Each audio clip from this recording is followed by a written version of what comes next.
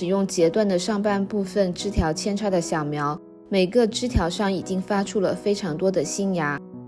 我们修剪的原则也是从新枝条的底部往上数，保留3片叶片，然后摘除顶部。摘除顶部枝芽后，枝条会冒出乳白色的液体，我们用纸巾把它们吸干。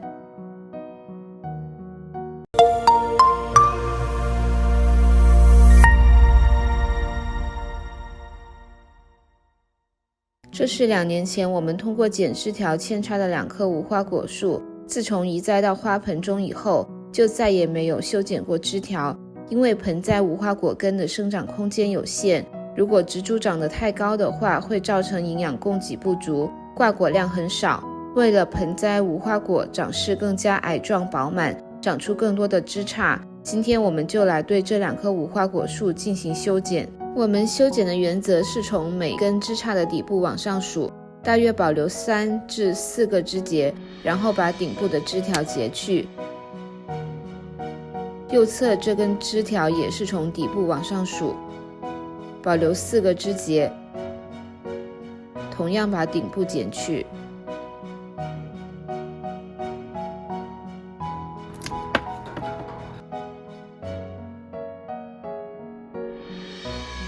另外这一棵由于枝条比较粗，为了快速截断，我们使用了电锯。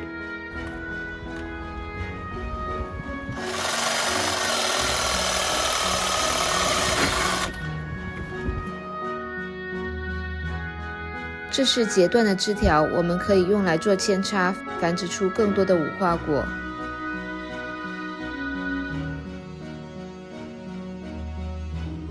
枝条截断以后，我们找来一些保鲜膜，包扎在截断处，这样可以起到保护伤口的作用。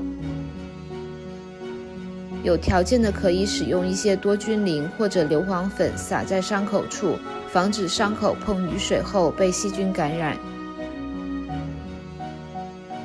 由于温哥华3到4月份室外的气温偏低，只有4到15摄氏度，不利于无花果长芽，所以我们把其中右侧的这一盆搬入室内23度的恒温环境养护，让它迅速发芽，而另外左边这棵却留在室外，与其做一个对比。剩下的枝条我们把它截断成若干小段，每段保留3到4个节点，可用于扦插。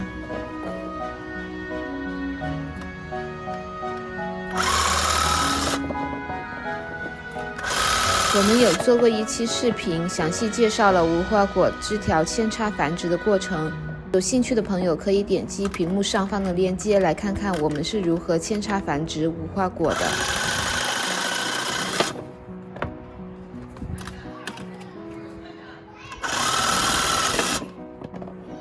这批枝条我们直接抹上生根粉就插在了盆中，没有做特别的处理，放在室内23度的环境中，过了1个多月也能发出若干新芽。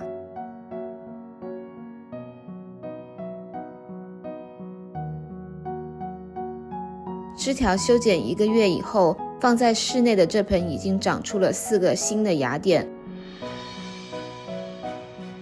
而放置室外低温环境下的那盆却没有任何生长迹象。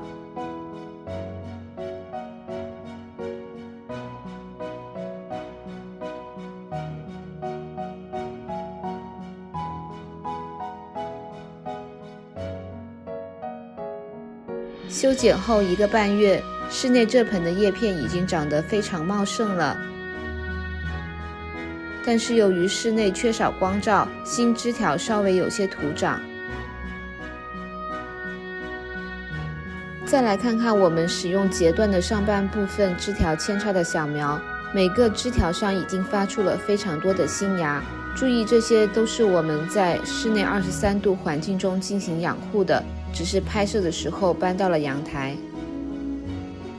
我们再来对比一下放在室外低温环境的这一棵，差距就非常明显了。右边室内这棵长势很好，但是左边放置在室外这棵，它只是每一个枝节处冒了一点零星的小绿。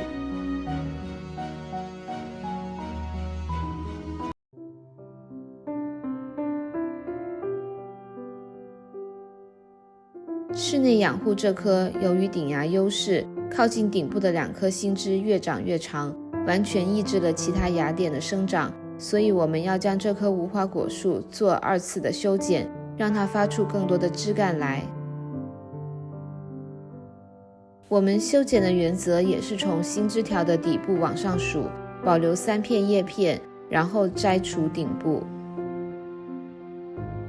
摘除顶部枝芽后，枝条会冒出乳白色的液体，我们用纸巾把它们吸干，然后用这种硫磺粉来给节段处杀菌。使用棉签蘸取粉末，直接涂抹在伤口处。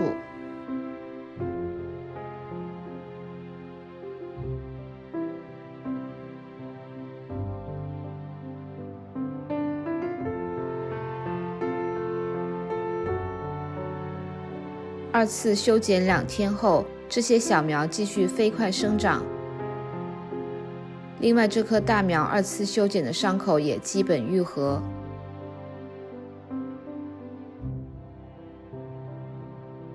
当快进入5月时，温哥华地区室外的气温将会逐步升高到16度左右，这时候我们就可以把盆栽的无花果移到室外，让它逐渐适应户外的生长环境。